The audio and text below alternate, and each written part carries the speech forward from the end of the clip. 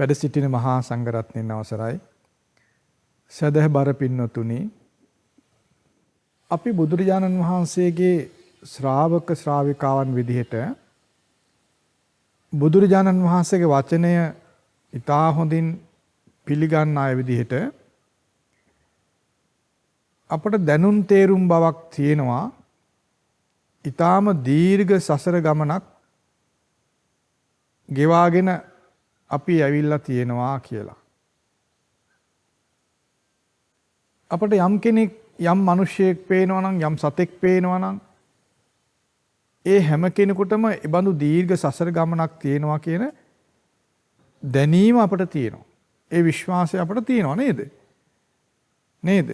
ඒ විශ්වාසය කොහොමද ඇති වුනේ? බුදුරජාණන් වහන්සේගේ ධර්මයේ ඉගෙන ගැනීමෙන්. ඒතර බුදුරජාණන් වහන්සේගේ ධර්මයේ ඉගෙන ගන්න අයට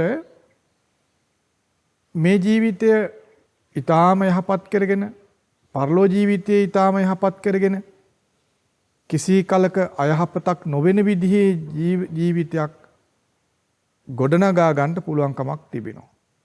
ඒක තමයි බුදුරජාණන් වහන්සේ නමක් මුණ ගැසීමේ, ශාසනය මුණ ගැසීමේ යහපත, ලාභය.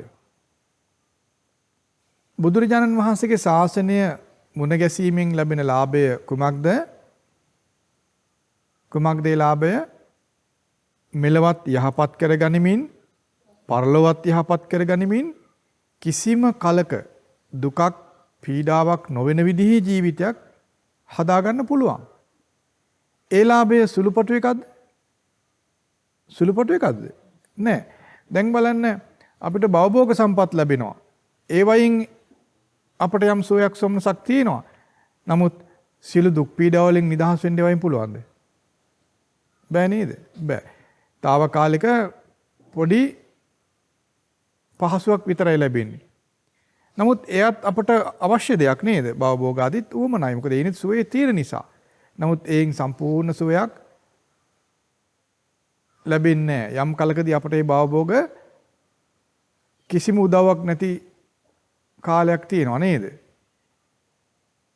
නමුත් බුදුරජාණන් වහන්සේගේ ශාසනය තුල හොඳින් කටයුතු කරන කෙනාට සියලුම ආකාරයේ රැකවරණය, හැම ආකාරයකින්ම ආරක්ෂාව, සියලු ආකාරයේ දුක් පීඩා දුරු කර ගන්න පුළුවන්, සෑම ආකාරයකම ආරක්ෂාවක් ඇති කර ගන්න පුළුවන්, අනාරක්ෂිත වූ සියලු දේයින් බේරෙන්න පුළුවන් කමක් තියෙනවා. ඒක අසාමාන්‍ය ස්වභාවයක්. ඒක වෙනත් කිසි තැනක කිසි දෙයකින් උපදවන්න බෑ. දැන් සමහර මිනිස්සු ඉන්නවා පොලිස් ආරක්ෂාව ගන්නවා, හමුදා ආරක්ෂාව ගන්නවා, ධනෙන් ආරක්ෂා කර ගන්නවා, ගෙවල් දොරල ආදීන් ආරක්ෂා කර ගන්නවා. ඒ ආරක්ෂාව උමනයි, හැබැයි බොහෝම සුළු ආරක්ෂාවක් තියෙන නේද? දැන් බේත් හේතෙන් ආරක්ෂා කර ගන්නවා. දැන් මේ ඔයගොල්ල අපි කොයි කවුරුත් පහුගිය කාලේ ලෝකේ තිබුණු භයානක උවදුරකින් බේරෙන්න ගොඩක් උත්සාහ කරා. ගෙවල් වලට වෙලා හිටියා. එලි පහලට බැස්සේ නැහැ. නේද? මුඛ වාඩම් බැඳගෙන ඉන්නවා. නේද? තමන්ගේ ළමයි ලපටි පවා දුරින් තියාගෙන ඉන්නවා. අසාමාන්‍ය විදිහට පරසම් වුණානේ ආරක්ෂාවක් සඳහා. නමුත් මේ ආරක්ෂාව අපිට හැමදාම අපිව රකීද මේකිනුත්? මොනතරම් මුඛ වාඩම් බැඳන් හිටියත්, මොනතරම් අපි ආරක්ෂා වුණත්, යම් එහෙම හිටියත් අපිව යම් තැනකදී අපිට හානි පැමිණෙන වෙන දෙයකින්නේ නේද? නමුත් බුදුරජාණන් වහන්සේගේ ධර්මයේ තුල සියලු ආකාරයේ අනාරක්ෂිත භාවයන් අයින් වෙලා, සියලුම ආකාරයේ රැකවල් ආරක්ෂාව සැලසෙනවා. සියලු ආකාරයේ දුක් පීඩා අයින් වෙලා යනවා. බුදුරජාණන් වහන්සේගේ ධර්මයේ ඉගෙන ගන්න අය විදිහට අපි කොයි කවුරුත් දන්නවා, මනුස්ස ලෝකයේ විතරක් නෙවෙයි මේ ලෝකේ තියෙන්නේ. නේද? මනුෂ්‍ය ලෝකේ විතරයිද මේ ලෝකේ තියෙන්නේ? තිරිසන් ලෝකයේ කියලා තැනක් තියෙනවා. പ്രേත ලෝකයේ කියලා තැනක් තියෙනවා. නිරේ කියලා තැනක්, දිවි ලෝකේ කියලා තැනක්. මේ වගේ මේ ලෝකේ අපට නොපෙනුණා වුණත් බුදුරජාණන් වහන්සේගේ වචනය පිළිගැනීම නිසා අපි දන්නවා තවත් ලෝකේ තවත් තැන් තියෙනවා. මනුෂ්‍ය ලෝකේ ඊටා తాවකාලික නවාතනක් විදිහට අපි තේරුම් අරගෙන තියෙනවා.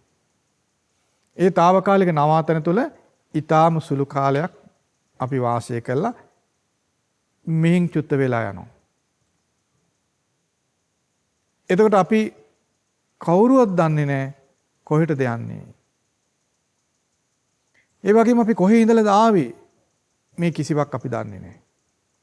නමුත් බුදුරජාණන් වහන්සේ ඒ සියල්ලම දන්න කෙනෙක්. යම් මිනිස්සෙක් යම් තැනක ඉඳන් මෙලොවට ආවනම් ඒ කොහේ සිට ආවද කියලා බුදුරජාණන් වහන්සේ දැනගෙන සිටියා. මෙහින් චුත වෙන යම් කෙනෙක් කොහෙද යන්නේ කියලා බුදුරජාණන් වහන්සේ දැනගෙන හිටියා. එතකොට බුදුරජාණන් වහන්සේ ඊටාම හොඳින් අවබෝධ කරගත්තා මේ යන මිනිසුන්ගෙන් විශාල ප්‍රමාණයක් තිරිසන් ලෝකයේ, പ്രേත ලෝකයේ, නිරය කියන තැන් වලට යනවා. ඒ පිරිස ස්වල්පයක් නොවේ. අතිශය විශාල පිරිසක්. අතිශයින්ම විශාල පිරිසක් මෙරිලා ගිහිල්ලා දුක් සහිත තැන් වලට යනවා. പ്രേත ලෝකයට, නිරයට, තිරිසන් ලෝකයට යනවා. එය තමයි මිනිසයාට තිබෙන අතිශයින්ම භයානක දුක් දුම්නස් ලැබෙන තැන්. ඒක තමයි මිනිසයාට වෙන අනාරක්ෂිත භාවය. දෙවියන්ටත් ඒක තියෙනවා. දිව්‍ය ලෝකේ ඉන්න අය චුත වුණාම විශාල පිරිසක් പ്രേත ලෝකයට යනවා, නිරයට යනවා, තිරිසන් ලෝකයට යනවා. ඒක බුදුරජාණන් වහන්සේ දැකපු දෙයක්, දන්න දෙයක්, හොඳින්ම අවබෝධ කරගත දෙයක්. තව කෙනෙකුගේ උදව්වකින් තොරව බුදුරජාණන් වහන්සේගේම ප්‍රඥාවෙන් දැකපු දෙයක්. එතකොට මේ ලෝකයේ ඒ විදිහට දැකලා තමයි අපට බුදුරජාණන් වහන්සේ පෙන්වා දෙන්නේ මේ ලෝකේ ඊටාම අනාරක්ෂිතයි. తాවකාලිකව සොම්නසක් තිබුණට ඒ සොම්නස සුළු වේලාවකින්, සුළු කලකින් නැති වෙලා දුක් දුම්නස් වලින් පිරුණු ලෝකවලට යන්න වෙනවා. ආන්ගේ ස්වභාවය ප්‍රමාද නොවි නැති කර ගන්න ඕන. එතනයි ආරක්ෂාව තියෙන්නේ. අපායට යන ස්වභාවය නැති කර ගන්න ඕන. പ്രേත ලෝකයට යන තියෙන ස්වභාවය නැති කර ගන්න ඕන. නිරයට යන තියෙන ස්වභාවය නැති කර ගන්න ඕන. ඒක මේ මනුස්ස ලෝකයේදී කළ හැකි, කළ යුතු, ප්‍රමාද නොවීම කළ යුතු දෙයක්. ඒ විදිහටයි බුදුරජාණන් වහන්සේ අපට ධර්මයේ කියලා දෙන්නේ. පැහැදිලි නේද? පැහැදිලි නේද ඒ කාරණේ? එතකොට අන්නේ විදිහට මෙලවදීම අපගේ ආරක්ෂාව අප විසින් සලසා ගත යුතුයි. එතකොට නිරයට, പ്രേත ලෝකෙට, තිරිසන් ලෝකෙට නොයන විදිහට ජීවිතය සුරක්ෂිත කරගන්න ඕන. ඒක දවසෙන් දෙකකින් නෙවෙයි, සෑහෙන කලක් මහන්සි වෙන්න වෙනවා. ඒ මහන්සිය කවදාවත් පාඩු වෙන්නේ නැහැ. එතකොට යම් කෙනෙක් නිරයෙන් නිදහස් වුණොත් ඔහු ජීවිත කීපයක් යලි ඉපදුනොත් සුගතිගාමී ලෝකයක, මනුෂ්‍ය ලෝකේ නැත්තම් දෙවියන් අතර ඔහු වාසය කරනවා. යලි කවදාවත් නිරයට, പ്രേත ලෝකයට යන්නේ නැහැ. යම් කෙනෙක් නිරයට, പ്രേත ලෝකයට ගියොත් එයින් ගැලවීමක් ලැබෙන්නේ නැහැ. ආපහු මනුෂ්‍ය ලෝකයට එන්න ලැබෙන්නේ නැහැ. බලන්න ඒතර බුදුරජාණන් වහන්සේගේ ධර්මය පුරුදු නොකර විනෝදකාමීව ගත කරන මිනිසයා සුළු කලකින් චුත වෙලා ගිහිල්ලා പ്രേත ලෝකයට ගියොත්, නිරයට ගියොත්, තිරිසන් ලෝකයට ගියොත් ඔහු මොනතරම් දුක් පීඩා විඳින කෙනෙක් බවට පත් වෙනවද? ඒ බඳු ස්වභාවයට වැටෙන්න තියෙන ජීවිතය අනාරක්ෂිතයි නේද? නිරයට වැටෙන්න තියෙන ජීවිතය ආරක්ෂිතද, අනාරක්ෂිතද? പ്രേත ලෝකයට වැටෙන්න තියෙන ජීවිතය ආරක්ෂිතද, අනාරක්ෂිතද? තිරිසන් ලෝකයට යන්න තියෙන ජීවිතය අනාරක්ෂිතද, ආරක්ෂිතද? අනාරක්ෂිතයි. ඒතර අපි ගේදොර ඉඩ කඩමින් පමණක් සතුටු වෙනවා නම්,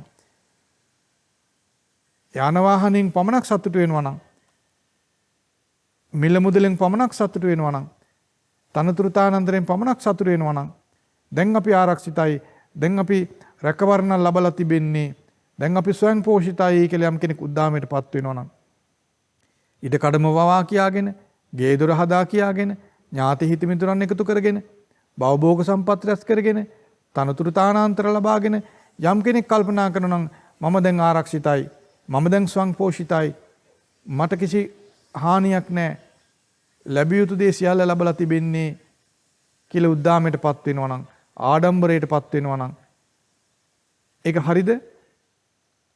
ඒක හරියද? ඒක සැබෑ ආරක්ෂාවක් ලැබලා වෙන සතුටක්ද? නෑ. ඔහුට මෙලවදීම ඒ ආරක්ෂාව අහිමි වෙලා දුක් විඳින්න වෙන කලක් වෙනවා. දැන් බලන්න ගොඩාක් භවභෝග සම්පatti තියෙන කෙනෙක් හොඳට කෑම බීම කාලා බීලා හොඳ ඇඳුම් පැළඳුම් ඇඳලා යාන වාහන තිබිලා විනෝද ගමන් ගිහින් සතුට වෙන මිනිස්සු ඉන්නවා. ලෙඩ වෙලා ඇඳට වැටුණාන් පස්සේ ඒ කිසිවක සතුටක් ඔහුට ලබන්න බෑනේ. ගමනක් යන්නත් බෑ. ඇඳුමක් අඳින්නත් බෑ. කෑමක් බීමක් කන්න බෑ. ඇඳේම ඉන්න වෙන කලක් එනවා නේද? එදාට ඔහු හිතපු ආරක්ෂාව, ඔහු හිතපු සංපෝෂිත භාවය ඔහු රැක්කද? ඔහු පෝෂණය කරයිද? ඌට පිළිසරණ පිණිස පවතිනවද? නෑ. සමහර අය අවුරුදු ගණන් ලෙඩ ඇඳේ වැටිලා ඉන්න වෙන අවස්ථා තියෙනවා. ඊළඟට අපි ක්‍රමක්‍රමයෙන් අපේ ශරීර දිරලා ගිහිල්ලා වයසට ගිහිල්ලා ගෙයින් එළියට බැහැ ගන්න බැරි, කඩුල්ලෙන් එළියට බැහැ ගන්න බැරි කලක් එනවා. නේද? ගම්මානේ ඇවිදලා යන්න බැරි කලක්, කුඹුරට පිටට යා ගන්න බැරි කලක්, හේනට යන්න බැරි කලක් අපට එනවා.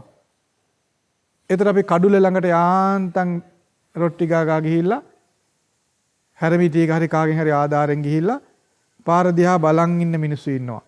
අනිත් මිනිස්සු දුව පැරිණ යනවා, තමාට යා ගන්න බෑ. ඉස්සර ගියා. දැනෙනවා දැන් මතක් වෙනවා. අනේ මම ඉස්සර නම් ඔය වගේ හයි හත්ති තියෙන මිනිහෙක් වෙලා හිටියා, දැන් මට බෑ කියලා ශෝක කරනවා. ගෙයින් එළියට බහැලා මිදුලේ ඇවිද ගන්න බැරි කලක් අපට එනවා. ඇඳෙන් නැගිටලා කාමරෙන් එළියට බැහැ ගන්න බැරි කලක් අපට එනවා. එහෙම කලක් අපට එනවද නැද්ද? එනවද නැද්ද? එනවා. එතකොට අපි අර අපේ තිබුණු උද්දාමයේ මට දැන් ගේ දොර ඉඩ කඩම තියෙනවා, මම ස්වයං පෝෂිතයි, මං ආරක්ෂිතයි, මම ශක්ති සම්පන්නයි, බල සම්පන්නයි, මම ගරු බුහුමන් තියෙන කෙනෙක්. මේ ආදි වශයෙන් අපේ උද්දාමයක් තිබුණා නම් ඒකට මොකද වෙන්නේ? ඒක පුස්සක් වෙනව නේද? ඒක බොරුවක් වෙනව නේද? නේද? එහෙනම් අපිට ධර්මයෙන් තොර ලබන්නා වූ සියලු ආරක්ෂාවන් හිස් දෙයක්, తాවකාලික දෙයක්. ධර්මයෙන් තොරව ලබන සියලුම රැකවල් හිස් දේවල්. එතන සැබෑ ආරක්ෂාවක් නැහැ. ධර්මයෙන් තොරව ලබන සතුට, ප්‍රබෝධය, උද්දාමය මුලාවක්මයි, රැවටීමක්මයි.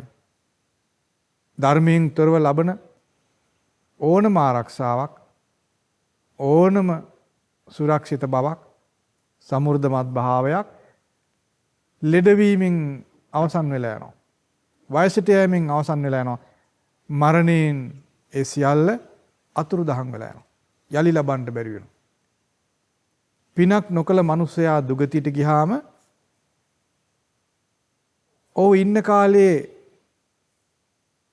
ගොඩනගපු දේ ඔහුට තියෙනවද? ඔහුට නැහැ. එහෙනම් ඒ ධර්මයෙන් තුළ ලබන ආරක්ෂාව, රැකවල් එහෙම නැත්නම් ඒ සංපෝෂිත වූ භාවය ඊටාම తాවකාලික දෙයක්. හැබැයි අපිට ඒවා ඕන. ඒවත් ඕන. ගේදොර ඉඩ කඩම ආදී ඕන. නමුත් සැබෑම ආරක්ෂාව පිණිස, සැබෑම සුරක්ෂිත භාවයේ පිණිස, දුක් පීඩා රහිත වාසය කිරීම පිණිස අපට උදව් වෙන්නේ ධර්මයෙන් ලබන රැකවරණය.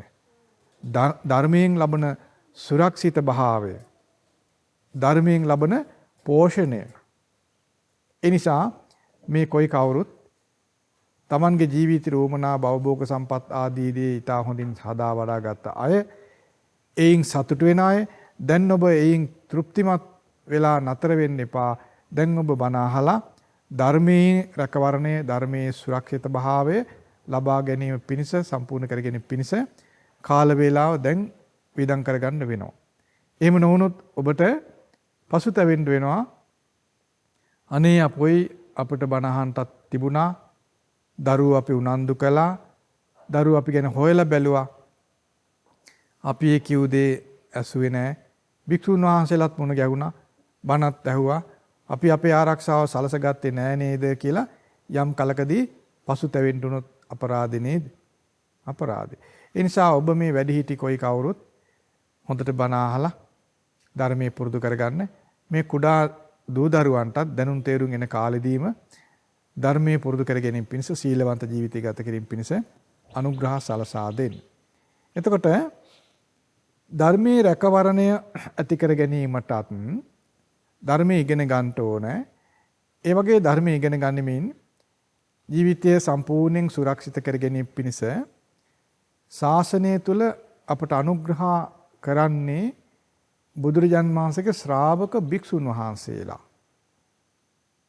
භික්ෂුන් වහන්සේලා තමයි අපේ ජීවිතය සුරක්ෂිත කර ගැනීම පිණිස ආරක්ෂා කර ගැනීම පිණිස ඒ ශාසනය තුල අපට උපකාර අනුග්‍රහ සලසා දෙන්නේ.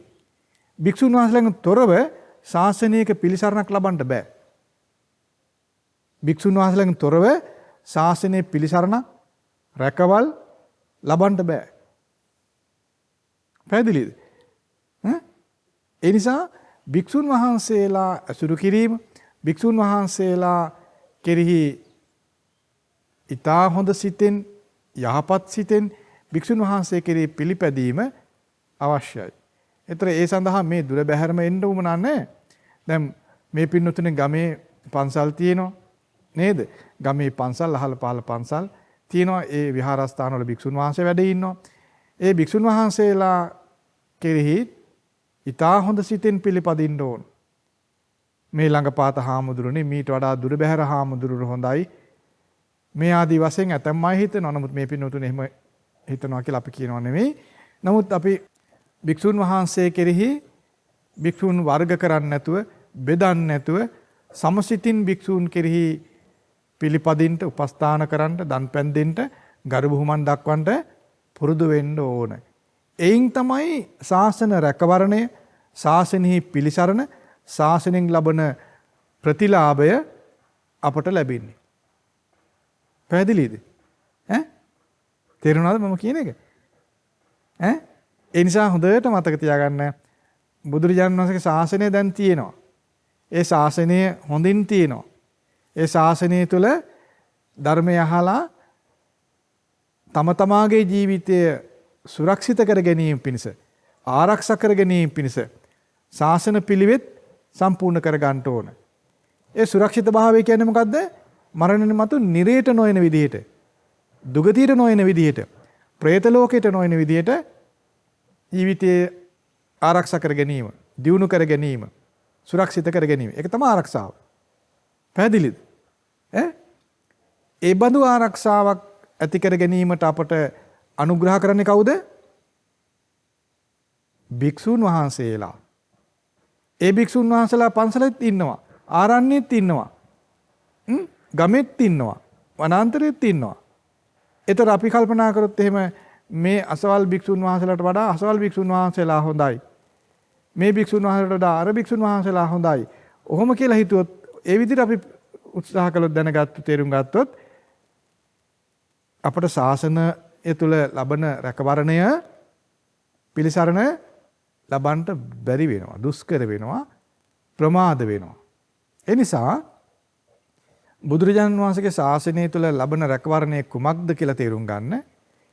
ඒ රැකවරණය ලබා ගැනීම පිණිස අනුග්‍රහ කරන්නේ කවුද කියලා තේරුම් ගන්න. ඒ අනුග්‍රහය ලබා ගැනීම පිණිස වර්ග කිරීමකින් තොරව, වෙන් කිරීමකින් තොරව, තෝරන්නේ නැතුව භික්ෂූන් කෙරෙහි ඊතා හොඳින් පිළිපදින්, ඊතා යහපත් සිතින් පිළිපදින්. අන්න එතකොට ක්‍රමක්‍රමයෙන් අනුපිළිවෙලෙන් සසර ගමනේ තිබෙන අනතුර පහ වෙලා ගිහිල්ලා සුරක්ෂිත භාවයට පත් වෙනවා. බුදුරජාණන් වහන්සේ පෙන්වා දෙනවා භික්ෂුන් වහන්සේලා දැකීමෙන් ආනිසංස ගොඩාක් ලැබෙනවා කියලා. ඒ කාලේ අද වගේ නෙවෙයි භික්ෂුන් වහන්සේලා ගොඩාක් පිණ්ඩපාතයෙන් තමයි භික්ෂු ජීවිතය ගත කළේ. පිණ්ඩපාතය අසුරු කරගෙන.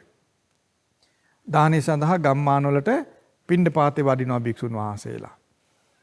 එතකොට අද වගේ දානේ ගෙනියලාත් පූජා කරනවා. නමුත් අදට වඩා ගොඩාක් පිණ්ඩපාතේ තමයි ඒ කාලේ වැඩිපුර තිබුණේ. ගම්මාන වල ගොඩාක් පිණ්ඩපාතේ වඩිනවා භික්ෂුන්. අදත් දුර බැහැර තැන් වල එහෙම තියෙනවා. දැන් පහුගිය කාලේ පන්සලට දාන ගේන ගුණත් කරගන්න බැරි වුණා නේද? කලින් කලට ඇති වෙන යම් වෙනස්කම් මත යම් කටයුතු නතර වෙනවා. ඉතින් ඒ වගේ අතීත කාලයේ තරම් අද කාලේ පිණ්ඩපාත චාරිකා දකින්න හරි අමාරුයි. නමුත් භික්ෂුන් වහන්සේලා දකින්න තාම පුළුවන් ලංකාවේ. නේද? දැන් ඕනම ගමක ඉන්න මිනිසුන්ට භික්ෂුන් වහන්සේ කෙනෙක් දකින්න අවස්ථාවක් තියෙනව නේද? දකින්න පුළුවන්. ඒ කියන්නේ මේ ලංකාවේ මිනිස්සු තාම ඊටාම වාසනාවන්තයි. Tamanට කැමති නම් ගෙදරට භික්ෂුන් වහන්සේලා වඩම්ම ගන්න පුළුවන්. විහාරයට ගිහිල්ලා භික්ෂුන් වහන්සේට වන්දනාමාන කරන් දම්පැන් දෙන්න පුළුවන්. නේද? වැඩි කාලයක් නැතුව වැඩි වෙහෙසක් නැතුව භික්ෂුන් දකින්න පුළුවන් නේද? නමුත් යම් කාලවලදී භික්ෂුන් වහන්සේ දකින්න හරිය අමාරුයි. භික්ෂුන් නැහැ. එදාට ශාසනයෙන් ලබන රැකවරණය කෙනෙකුට ලබන්නේ කොහොමද? සමහර විට භික්ෂුන් නැතුව වෙහෙර විහාර ඉතුරු වෙයි. මොකද ඒවා සිමෙන්ති බදාම ආදී දේ තියෙනවනේ. නේද? බත් නැතත් ඒවා තියෙනවා. එතකොට භික්ෂුන් නැතුව වෙහෙර විහාර ආදී විතරක් ඉතුරුනොත් එදාට මොකද කරන්නේ? එදාට මිනිස්සු ගොඩක් අසරණයි නේද? දානයක් දී ගන්නේ කොහොමද? ඒ නිසා භික්ෂුන් වහන්සේලා සුරක්ෂිත කරගන්න, භික්ෂුන් වහන්සේලාව ආරක්ෂා කරගන්න ඒ ගම්වල ඉන්න අය ගොඩාක් උනන්දු වෙන්න ඕනේ. ඒ නිසා මේ කොයි කවුරුත් තම තමාගේ ප්‍රදේශවල ඉන්න භික්ෂුන් වහන්සේලා කෙරේ ඊතා යහපත් සිතෙන්, මදහත් සිතෙන්, බේද නැති සිතෙන් භික්ෂූන් කෙරේ යහපත්ව පිළිපදින්න. එයින් තමයි ශාසන රැකවරණය, ශාසන පිළිසරණ, බුදුරජාණන් වහන්සේගේ සසුනින් යමෙකුට යම් පිළිසරණක් ලැබෙද්ද ඒ පිළිසරණ ආරම්භ වෙන්නේ භික්ෂූන් ඇසුර සාර්ථකව සිදුවීම සමග.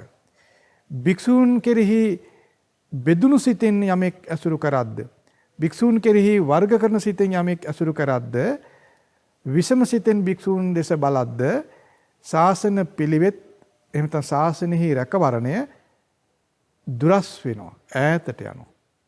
ශාසනෙහි රැකවරණය කුමක්ද?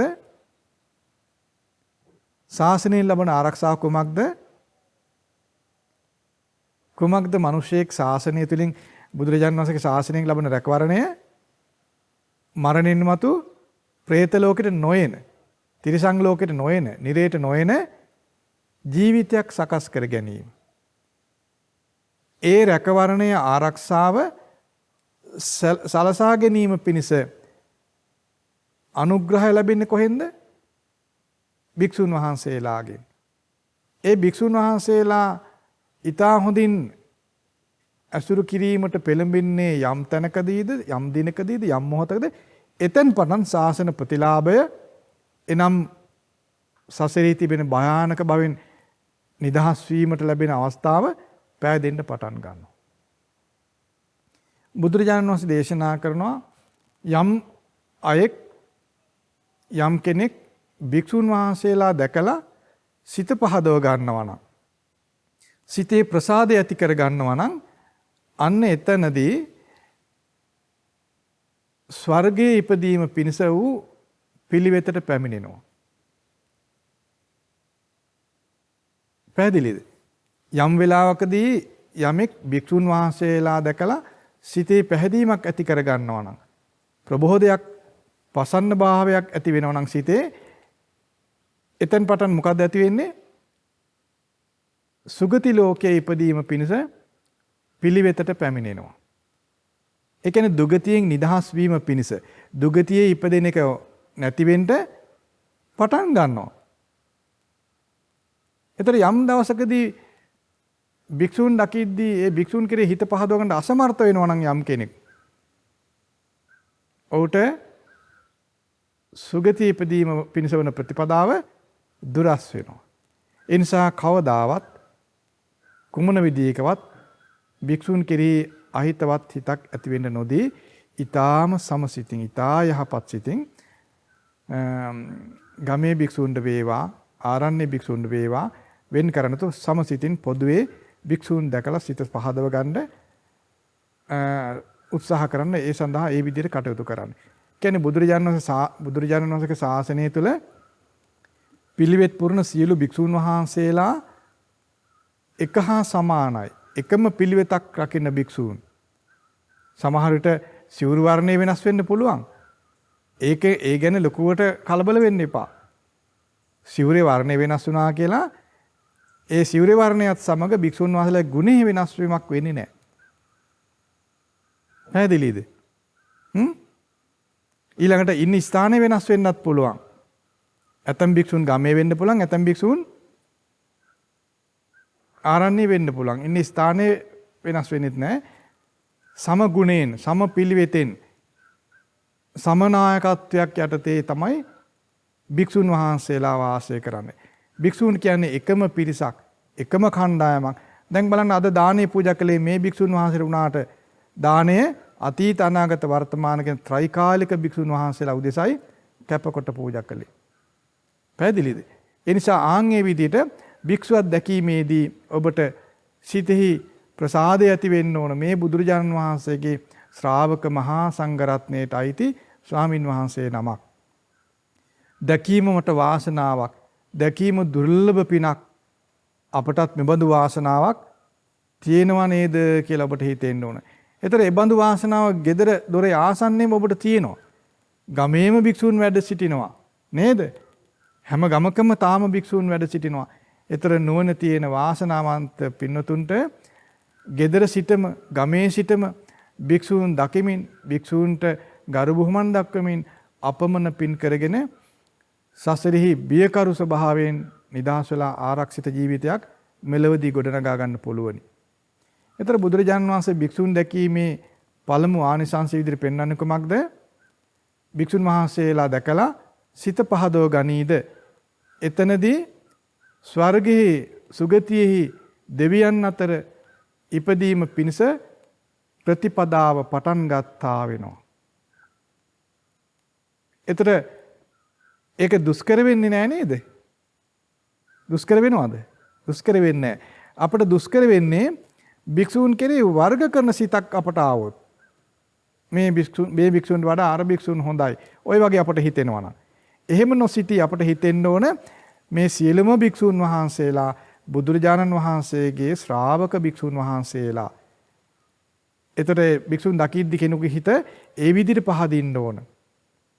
මේ භික්ෂුන් වහන්සේලා රාග ද්වේෂ මොහ දුරු කරන්නට මාර්ගයට පැමිණි අය, පිළිවෙත් පුරන්න පැමිණි අය, බුදුරජාන් වහන්සේ සරණ ගිහිල්ලා ජීවිතේ යහපත් කරගන්න මහන්සි වෙන අය, මේ විදිහට භික්ෂුන් කෙරෙහි සිත පහදව ගන්න කෙනා දුගතින් නිදහස් වීම පිණිස, ස්වර්ගයෙහි ඉපදීම පිණිස, සුගතියේ ඉපදීම පිණිස පිළිවෙතට පැමිණි කෙනා කියලා බුදුරජාණන් වහන්සේ පෙන්වා දෙනවා. ඒක තමයි පිළිවෙත.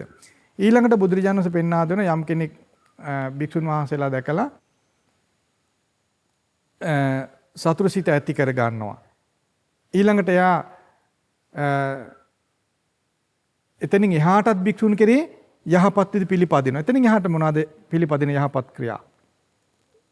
දැන් භික්ෂුන් වහන්සේ නමක් දැකගුවම හිතේ සතුට ඇති වෙනවා. සාදුකාර ඇති වෙනවා හිතේ නේද? ඒ විදිහට භික්ෂුන් වහන්සේ නමක් දැක්කාම හිත පහදිනවා නම්, සාදුකාර දෙන්න හිතෙනවා නම් සුගති ඉපදෙන්න වන පිළිවෙතට පැමිණියා වෙනවා. ඊළඟට බුදුරජාණන් පෙන්වා දෙනවා ඒ විදිහට සතුට වෙන කෙනා ඒ සතුට හොඳින් තියෙනවා නම් ඔහුට මොකද වෙන්නේ? දැන් මෙහෙම හිතන්න. ඔන්න ඔබ ගෙදර වාඩි වෙලා ඉන්නවා. ගෙදර හරි කොහරි වාඩි වෙලා ඉන්නවා කියන්නේ දැන් ඔබට භික්ෂුන් වහන්සේ නමක් පේනවා ඔබ අසලින්. මුලින් මොකද වෙන්නේ? සතුට ඇති වෙනවා, ප්‍රබෝධය ඇති වෙනවා. නේද? මේ බුදුරජාණන් වහන්සේ ශ්‍රාවක භික්ෂුන් වහන්සේ නමක් කියලා ඔබේ සිතේ සතුට ඇති වෙනවා. ඒතර ඔබ ඒ සතුට ඇතිවීමත් සමග සුගතිගාමී පින එකතු වෙනවා. ඒතර ඒ සතුට බලවත් නම් ඔබට මොකද වෙන්නේ? කියන්නේ. ඒ සතුට බලවත් නම් මොකද වෙන්නේ? ඔබ වාඩි වෙලා හිටියොත් නැගිට වෙනවා නේ? නැගිට වෙනවා. උනස්නෙන් නැගිටිනවා.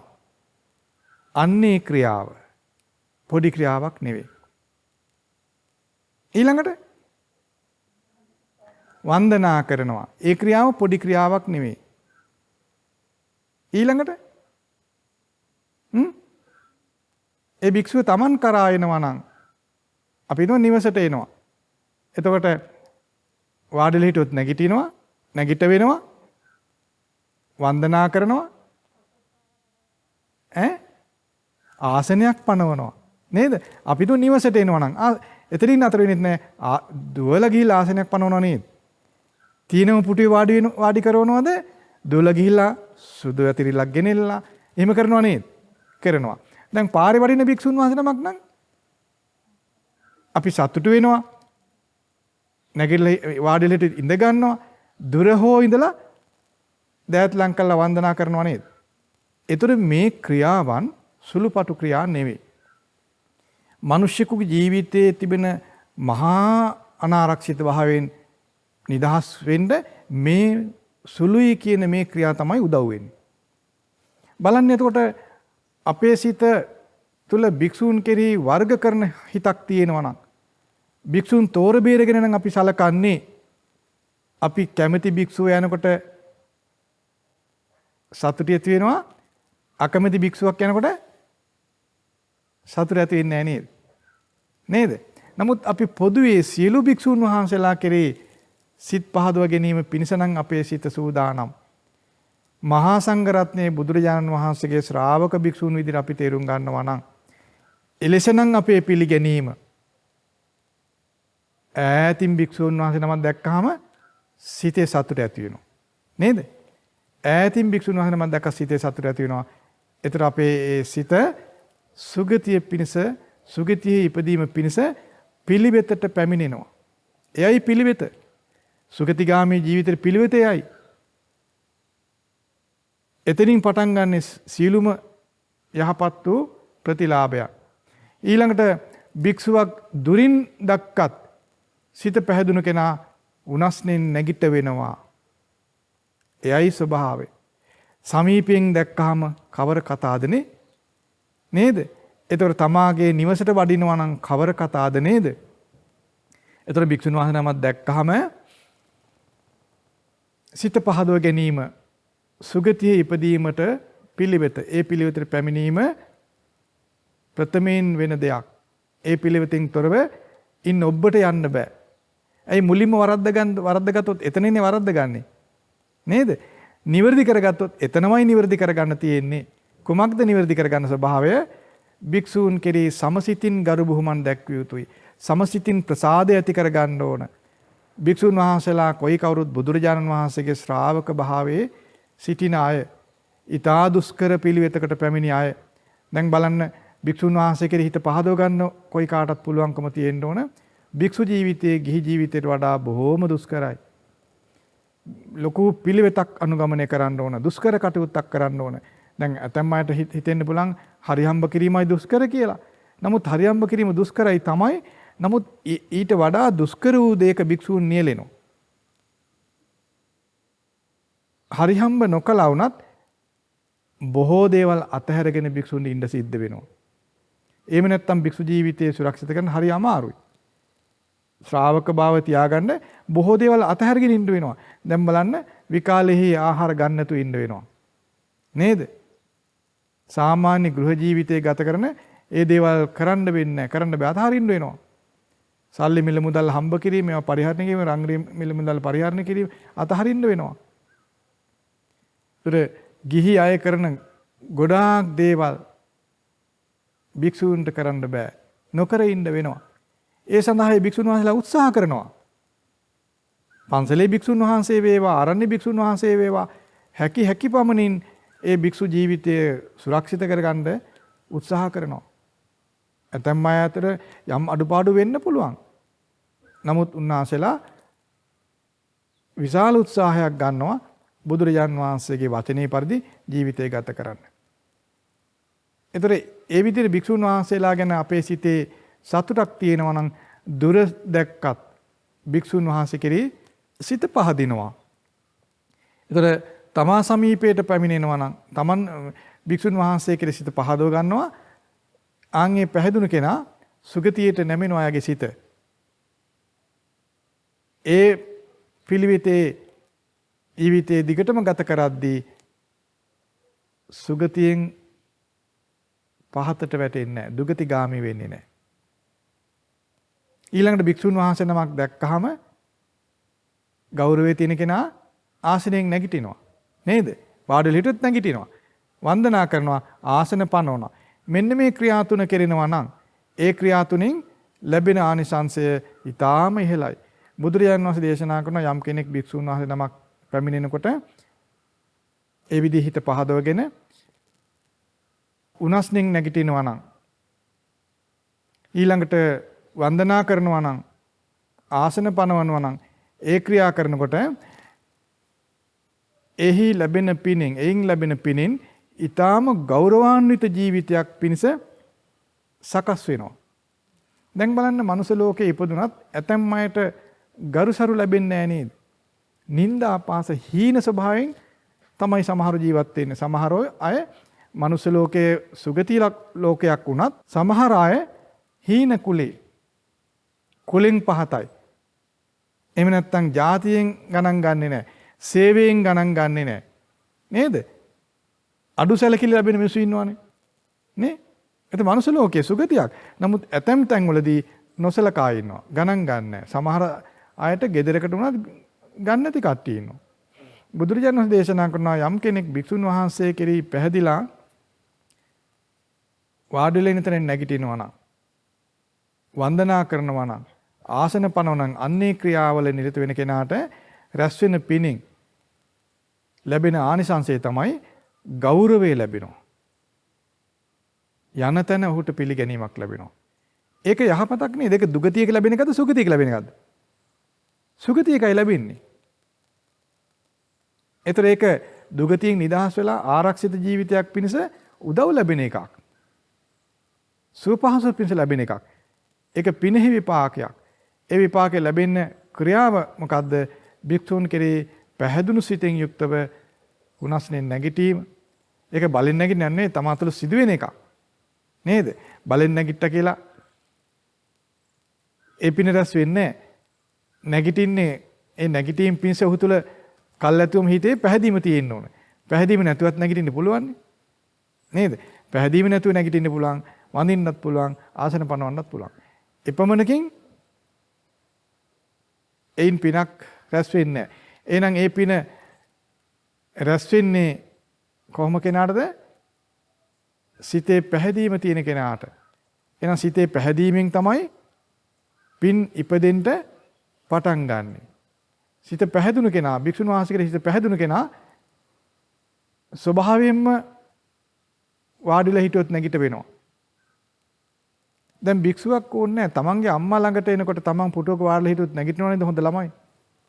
තමන්ගේ තාත්තා ළඟට එනකොට වාඩිලා ඉන්නවනම් නැගිටිනව නේද හොඳ ළමයි? අද කාලේ නම් මම දන්නේ නැහැ, අපිට තේරෙන්නේ නැහැ. අපේ කාලේ එහෙමයි. ඔයගොල්ලෝ කාලෙත් එහෙම වෙන්නේ නැති. අද කාලේ එහෙම නැතුවේ නෑ ඇත්ති මං හිතන්නේ. නමුත් මේ ලෝකේ ටිකක් විකෘති වෙලා යනවනේ. ඒ නිසා අද එහෙම නැතුව තියෙන්නත් පුළුවන්. නේද? වැඩිහිටි කෙනෙක් තමන් ළඟට ආවත් ආසනෙන් නැගිටිනවා වාඩිලා ඉන්න කෙනා යහපත් ළමයි. භික්ෂුන් වහන්සේ නමක් දකින්නකොට කවර කතාවද නේද?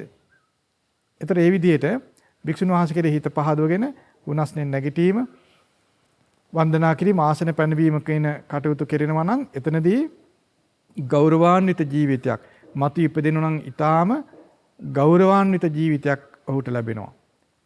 මෙලවදී ඔහුට ඊටා යහපත් ගරු බුහුමන් ලැබෙන ජීවිතයක් ඔහුට ලැබෙනවා. එතකොට ඊළඟට බුදුරජාණන් වහන්සේ දේශනා කරනවා යම් කෙනෙක් භික්ෂුන් වහන්සේ දකිනවා, සිත පහදව ගන්නවා, උනස්නෙන් නැගිටලා වන්දනා කරනවා, ආසන පනවනවා.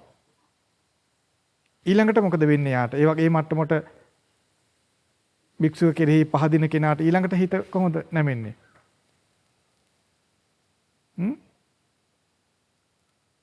ඊළඟට ඔහුගේ සිත කොහොමද යහපත් වෙන්න ඕන? කොහොමද වෙන්නේ?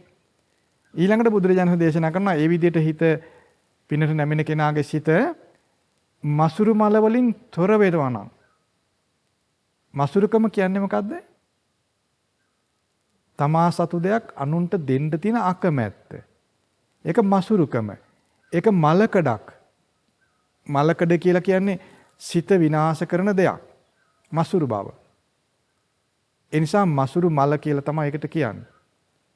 ඒ මසුරු මල නැති වෙනවා නම්, නැතුව වාසය කරනවා නම්, භික්ෂුවක් මුණ ගැහුණාම, භික්ෂුවක් වැඩිහාම ඒ භික්ෂුව කෙරෙහි යමක් පූජා කරන්න හිත නැමෙනවා නම්, සතුටුසිත ඇති වෙනවා නම්, මසුරු මල නැති වෙනවා නම් අන්න ඒකත් පිනක්. බලන්න ලොකු වෙහෙසක් නෑ නේද මේ මහානුභාව සම්පන්න පින් ඉපදෙන්න. සිතේ යහපත්කම මතම නේද මේ ක්‍රියාව වෙන්නේ, මේ පින ඉපදෙන්නේ. ඒ යහපත් වූ සිත කොතන ඉඳන්ද පටන් ගන්නෙ? භික්ෂූන් කෙරෙහි ඊතා යහපත් පිළිපැදීමෙන්.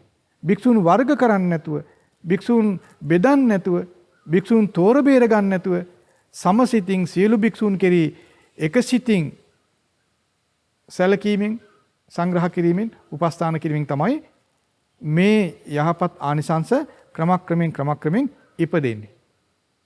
එතකොට ඒ විදිහට භික්ෂූන් කෙරෙහි භික්ෂුවක් දැක්කහම පැහැදිලා, උනස්නෙන් නැගිටලා, වන්දනා කරලා ආසන පනවන කෙනාට, භික්ෂුන් වහන්සේට වාඩි වෙන්න ආදී සලසන කෙනාට ඊට පස්සේ හිත නැමෙනවා අනේ යමක් පූජා කරගන්න නැත්තම් කියලා හිතෙනවා. මේවා ධර්මතා, මේවා සිදුවෙන දේවල් මිනිසුන්ගේ හිතවල. ඒතර ඔහුට මසුරු මල නැති හිතක් ඇති වෙනවා. දැන් බලන්න, දැන් සමහර මිනිස්සු ඉන්නව නේද, මේ යම් කෙනෙක් අපි හිතමු මේ හිඟන්නෙක් ආවත් යමක් දෙන්න වෙයිද කියලා ටිකක් බයක් හිතෙන අය ඉන්නව නේද? හිඟන්නේ පාරේ යනකොට හරි වැඩි මේ මිනිස්සු ආවොත් මොන හරි දෙන්න වෙයිද? ඥාතියෙක් ආවොත් හරි වැඩි මේ මොන හරි ඉල්ලගෙනද දන්නේ නැහැ එන්නේ. පන්සලේ භික්ෂුන් වහන්සේ පාරේ යනකොට හරි වැඩි මේ ආධාරයක් එකතු කරන්න යනවද දන්නේ නැහැ. යමක් දෙන්න වෙයිද දන්නේ නැහැ කියලා හිතෙනවා නම් ඒක තමයි මසුරු මල සහිත කියන්නේ. මසුරු මලයි. සමහරට පහදිනවා. නැගිටලා ආසන පනවලා වන්දනත් කරනවා. නමුත් යමක් දෙන්න වෙයිද දන්නේ නැහැ කියලා හිතාස්සෙන් යුද්ධයක් ආවොත් එහෙම වෙන්න පුළුවන් නේද? දැන් මලට යම් දුරකට පින කරගෙන එනවා. අතන පැටලෙනවා. මොකද්ද පැටලෙන තැන? මොන හරි දෙන්න වෙයිද, ඉල්ලයිද කියලා හිතෙනවා.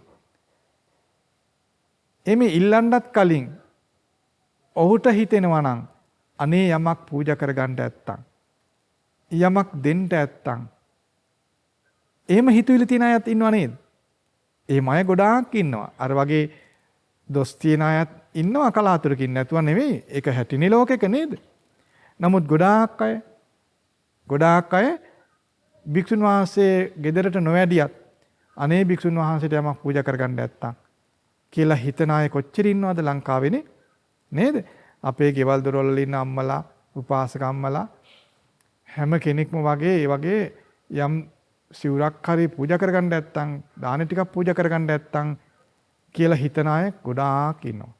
ඒ කියන්නේ ඒගොල්ලෝ මසුරු මල නැතුව වාසය කරන අය. ඒතර භික්ෂුන් වහන්සේ නමක් Taman සමීපයට වැඩියොත් ආසන පනවලා යමක් දෙන්න නැත්තම් කියන හිතෙන් ඊටා සතුටෙන් ඉන්න අය ඉන්නවා. එතකොට යමක් දෙන්න නැත්තම් කියලා මසුරු මල වලින් තොරව වාසය කිරීම බලවත් වූ පිනක් කියලායි බුදුරජාන් වහන්සේ දේශනා කරන්නේ.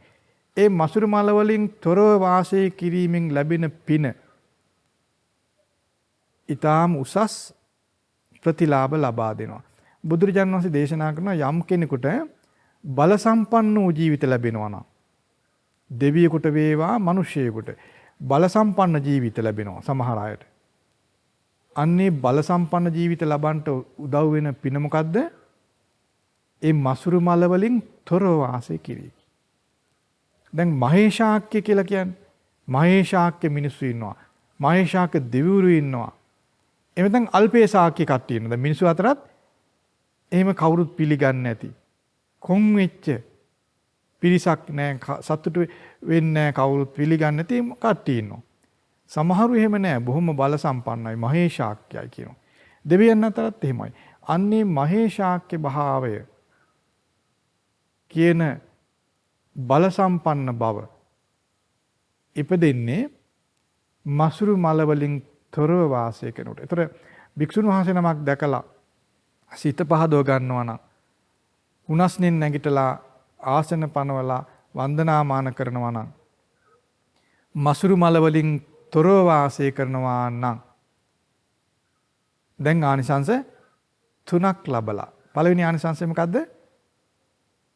භික්ෂුන් වහන්සේ නමක් දැකලා හිත පහදව ගත්තාම ලැබෙන ආනිසංසය කුමක්ද? සුගතියක ඉපදීම පිණිස වන පිළිවෙතයි එතන තියෙන්නේ. ඊළඟට ආසනයෙන් වාඩි වෙලා ඉඳන් නැගිටිනවා, වන්දනා කරනවා, ආසන පනවනවා. එයින් ලැබෙන ආනිසංසය කුමක්ද? ගෞරවාන්විත ජීවිතයක්. ඊට උසස් කුලවල ඉපදිලා ගෞරව ලබන්නේ ආන් ඒ බඳු ගෞරවාන්විත ජීවිතයක් පිණිස පිළිවෙත එතන තියෙනවා. ඊළඟට ඒ භික්ෂුන් වහන්සේට යමක් පූජා කරගන්න නැත්තම් කියලා මසුරු මල රහිතව වාසය කරනවා. ඒ පිණින් මොකද ලැබෙන්නේ? මහේශාක්‍ය භාවය.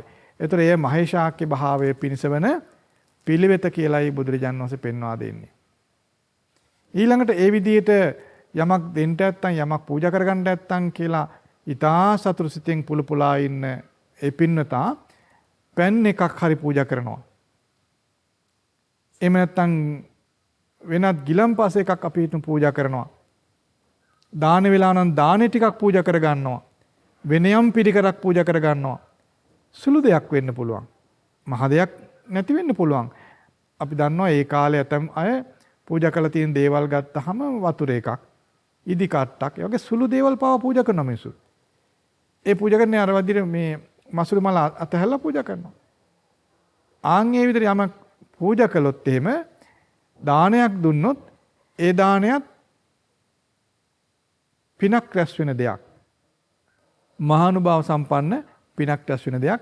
බුදුරජාණන් වහන්සේ දේශනා කරන අන්නේ ප්‍රතිපදාව පිළිවෙත භවභෝග සම්පත් ලැබීම පිණිස පිළිවෙත කියලා කියනවා. භවභෝග සම්පත් ලැබෙන්නේ ආන්ගේ බඳු පිළිවෙතක් අනුගමනය කරන්න ඕන. බලන්න මේ සියල්ලක්ම දුක් වලින් තොර දේවල් නේද මේ ලැබෙන දේවල්. දුකෙන් තොර යම් යම් දේ තමයි මේ ලැබෙන්නේ. නේද? සුව පහසු සල්සන දේවල් ලැබෙන්නේ.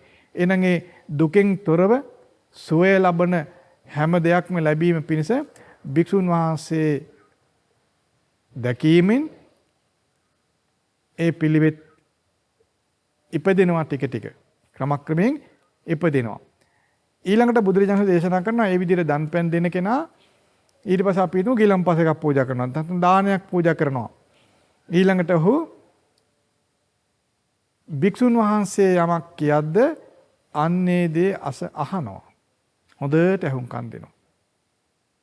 අන්න ඒකත් යහපත් ප්‍රතිවිපාක ලබා දෙන දෙයක්. ඒ ප්‍රතිවිපාකයේ තුලින් ප්‍රඥාව පිණිස පිළිවෙත ආරම්භනවා කියලා බුදුරජාණන් වහන්සේ පෙන්වා දෙනවා. භික්ෂුන් වහන්සේ යම් දෙයක් කියද්දී හොඳට අහගෙන ඉන්නවා. භික්ෂුන් වහන්සේ බණ කියනවා, ධර්මයේ කියනවා, හොඳ නරක කියලා දෙනවා. ඒතර හොඳට අහගෙන ඉන්නවා. කන් යොමාගෙන අහගෙන ඉන්නවා. ඒක පිළිගන්නවා. අන්න ඒක ප්‍රඥාව උපදීම පිණිස පිළිවෙත ප්‍රතිපදාව කියලා බුදුරජාණන් වහන්සේ දේශනා කරනවා. ඒතර බලන්න මේ විදිහට මේ සුගතිගාමී ජීවිතයේ පිණිස පිළිවෙත උසස් ගෞරවය ලැබීම පිණිස වෙන පිළිවෙතක්, බල සම්පන්න ජීවිතයක් පිණිස පිළිවෙතක්, භවභෝග ලැබීම පිණිස පිළිවෙතක්, ප්‍රඥාව ලැබීම පිණිස පිළිවෙතක්, මේ ආදී යහපත් වූ දේ සියල්ල ලැබීම පිණිස පිළිවෙත් ආරම්භ වෙන්නේ භික්ෂුන් වහන්සේ ඇසුරින්මයි. භික්ෂුන් වහන්සේ යහපත්ව ඇසුරු කරොත්, ගෞරවයෙන් ඇසුරු කරොත්, සමසිතින් ඇසුරු කරොත් මේ සියලු පිළිවෙත් පුරන්ට අදටත් පුළුවනි. මක් නිසාද? ඊතා යහපත් භික්ෂුන් රට පුරාම වැඩ වාසය කරන නිසා. ලෝකේ පුරා වැඩ වාසය කරනවා. ලංකාවේ බහුල වශයෙන් භික්ෂුන් යහපත් භික්ෂුන් වැඩ වාසය කරනවා. ඒ නිසා මේ පින්නතුන්ට අද දවසත් ඊ타ම වාසනාවන්ත දිනයක්. ඊතා දුර බැහැර සිට පැමිණ භික්ෂුන් වහන්සේව දකිමින්, සිත පහදව ගනිමින්, ඈත සිට භික්ෂුන් දකින්න මේ පැමිණි නේද? දුර සිට පැමිණේ භික්ෂුන් දකින්න. දානයක් පූජා කරගන්න. ඒතර මේ පින්නතුන්ට මේ ආනිසංස බොහෝ රැස් වෙන පින් ගොඩාක් අද දවසේ ඊයේ සිට අද දවසේම ජීවිතවලට එකතු වුණා. මීට පෙරත් භික්ෂූන් කෙරෙහි යහපත් සිතින් දන් පැන් දුන් බණ ඇසූ ආර කොච්චර ඇද්ද මෙයාගේ නේද ජීවිතේ. ජීවිතේ පුරාම පින්කම් කරපු අය මේගොල්ලන් නේද? ඒ නිසා ජීවිතයේ ඉතිරි කාලයත් තවත් තේරුමකින් හොඳින් දැනගෙන මේ පින්කම් සම්පූර්ණ කරගන්න බලන්න. එතකොට මේ දුර බැහැර නොපැමිණුණත් මේ ඇයට නිවසේ ඉඳලම මේ වගේම පින් කරන්න අවස්ථාවක් තියෙනව නේද දැන්? ඇයි භික්ෂුන් වහන්සේලා හැමතැනකම වැඩ ඉන්නවා. එතකොට අනේ අපට දුරක ගිහින් දානයක් දෙන්න බෑනේ කියලා විශ්වාස වෙන්න ඕනේ නෑ නේද? කැමති නම් ආවට කමක් නෑ. අපි එපා කියනව නෙවෙයි. නමුත් ඇතැම්ම අය හිතන්න පුළුවන් අනේ අපට හොඳ දානයක් දී ගන්න දුරක යන්න ඇත්තම් කියලා හිතෙන්න පුළුවන්. ඒ විශ්වාස වීම, ඒ ශෝක කිරීම අවශ්‍ය නැති එකක් නේද? කැමති කෙනාට දුර ගිහින් දානයක් දෙන්න පුළුවන්. කිසි ගැටලුවක් නැහැ. නමුත් අපට දානෙ දෙන්න හිත පහදව ගන්න, ගරු බුහුමන් දක්වන්න, බණ අහන්න අවස්ථාව ඕන තරම් තියෙනවා නිවසේ දෙීම. ඒ නිසා භික්ෂුන් දැකීම, භික්ෂුන් කෙරෙහි ගරු බුහුමන් දැක්වීම අපට කොතරම් යහපත පිණිස පවතිනවාද කියලා හොඳින් තේරුම් ගන්න. ඒ නිසා ජීවිතයේ සුළු කලක් අපට ජීවත් වෙන්න තියෙන මේ ලෝකේ ඒ සුළු කාලය තුල මතු ජීවිතයේ ආරක්ෂාව පිණිස වන සියලු යහපත් ප්‍රතිලාභ එකතු කර ගන්න ඕන. ඒකට සුළු කලයි තියෙන්නේ. ඒ සඳහා ආධාර වෙන්නේ, උපකාර වෙන්නේ, අනුග්‍රහ කරන්නේ බුදුරජාණන් වහන්සේගේ ශ්‍රාවක සංඝරත්නය කියලා සිත පහදව ගන්න. ඒතර මේ භික්ෂුන් වහන්සේලා පන්සලේ හෝ වේවා, ආරණ්‍ය හෝ වේවා, ගමේ හෝ වේවා, වනාන්තරේ හෝ වේවා සියලු භික්ෂුන් වහන්සේලා අප කෙරේ කරුණාවෙන්, අප කෙරේ මැදිහත් සිතින්, අප කෙරේ දයානුකම්පාවෙන් අපට සුගතිය පිණිස අනුග්‍රහ කරන, අපට යහපත පිණිස අනුග්‍රහ කරන, අපේ ජීවිතේ ඒකාන්තයෙන් යහපත් කිරීම පිණිස අනුග්‍රහ කරන, කැප කරන, පරිත්‍යාග කරන, ත්‍යාග ගුණයෙන් යුක්ත වන භික්ෂූන් අපට දුගතියෙන් නිදහස් වෙන්න අනුග්‍රහ කරන උතුමන් වහන්සේලා කියලා සීල භික්ෂුන් වහන්සේලා කෙරේ මේ ආගේ පැහැදීම බලවත් වෙන්න ඕන. ඒතර මේගොල්ල පන්සලේ දානයක් දුන්නත්, ආරණ්‍ය දානයක් දුන්නත් ඒ දාන දෙකේම ප්‍රතිලාභය එක හා සමානව පිහිටනවා. භික්ෂුන් වර්ග කළා දන් පැන් දෙන්න ගියොත් එහෙම එහි ප්‍රතිලාභ දුර්වල වෙනවා. භික්ෂුන් වර්ග කළා ගරු බුහුමන් දක්වන්න ගියොත් එහි ප්‍රතිලාභ දුර්වල වෙනවා. ඒ නිසා මෙයා එහෙම කරනවා කියලා නෙමෙයි මම කියන්නේ. නමුත් මේ කොයි කාටවත් දැනගත යුතු දෙයක් නේද? දැන් සමහර විට සමහර තැන්වල සමහර ආරංචි ආදී දේවලුත් එක්ක භික්ෂුන් කෙරෙහි මේ වර්ග වෙන සිත්, භික්ෂුන් කෙරෙහි යම් යම් ભેද වෙන සිත් මිනිසුන්ට ඉපදෙන්න පුළුවන්. කලින් කලට ඇතම් සිදුවීම් නිසා ඒක එකලක් තිබුණා, මේකලක් තිබුණා. බුදුරජාණන් වහන්සේ වැඩ සිටි කාලෙත් භික්ෂුන් සම්බන්ධ ඇතම් තැන්වල ඇතම් භික්ෂුන් සම්බන්ධ යම් යම් කරුණු පැතිරිලා යන්න පටන් ගන්නවා. එතකොට සමහරු දොස් කියනවා, නිඳා කරනවා, උපවාද කරනවා. අද කාලෙත් එහෙම වෙනවා. ඒක ස්වභාවයක්, ලෝකේ හැටි. ඒක 아무තු දෙයක් නෙමෙයි.